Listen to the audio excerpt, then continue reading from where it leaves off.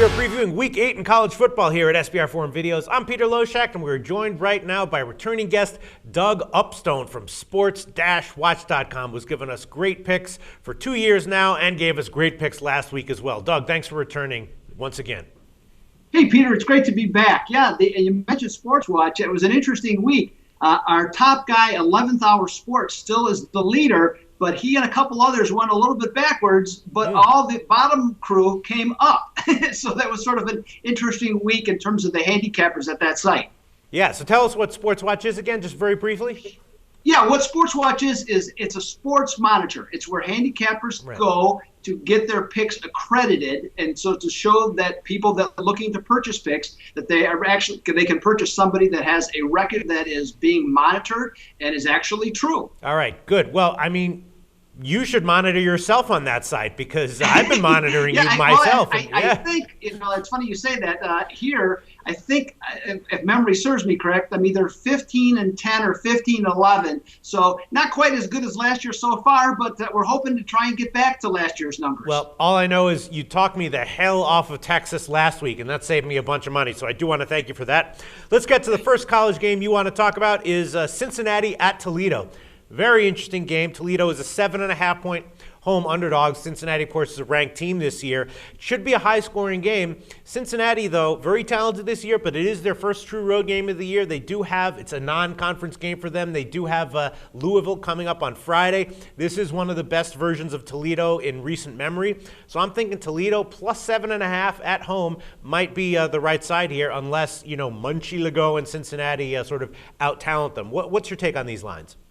Yeah, both teams last week gave pretty mediocre performances. Cincinnati led Fordham 14-6 at the half before blitzing them in the second half and winning 49-17 as 40-point favorites. And the Rockets really never did anything against Eastern Michigan, winning 52-47, handing out 15 points in that particular game. Now, you're right. In this, it certainly does look like a look-ahead situation for Cincinnati, with the big game with Louisville next week.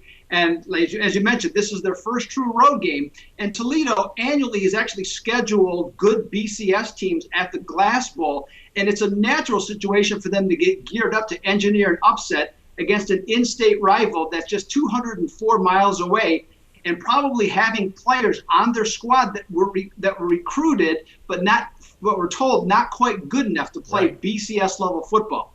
Now, these two teams have very similar offenses, at least from a production standpoint, averaging about 37 points per game. But Cincinnati's Butch Jones Club has more balance at 221 yards per game on the ground and 245 yards per game through the air. Now, the Bearcats currently boast the best scoring and total offense in the Big East Conference, and its scoring defense is second only to Rutgers.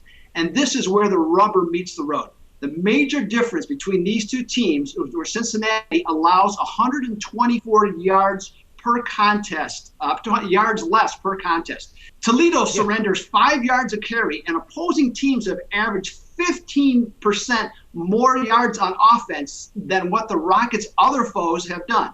So in this particular game, I'm looking at home underdogs like Toledo that are 6-28 against the spread after allowing 37 or more points in their last game against an opponent that has won its last two contests by 4 or more touchdowns. Expect the Bearcats to zoom by the Rockets by 2 touchdowns. Wow, Doug Upstone, you are freaking amazing. If Cincinnati covers easily here, I'm going to be blown away because I'll tell you, like you said in the beginning, this is sort of like a rivalry, same area where the players might have gotten rejected, and we saw the same thing earlier in the year with Middle Tennessee State and Georgia Tech, and Middle Tennessee State just absolutely blew them out. So my lean towards this game, I'm not going to bet it now, but my lean would be pretty heavily towards Toledo plus 7.5, but that's why you do what you do. And I guess, great analysis, Doug Upstone. We'll see how it turns out. Thank you, Peter. Appreciate it.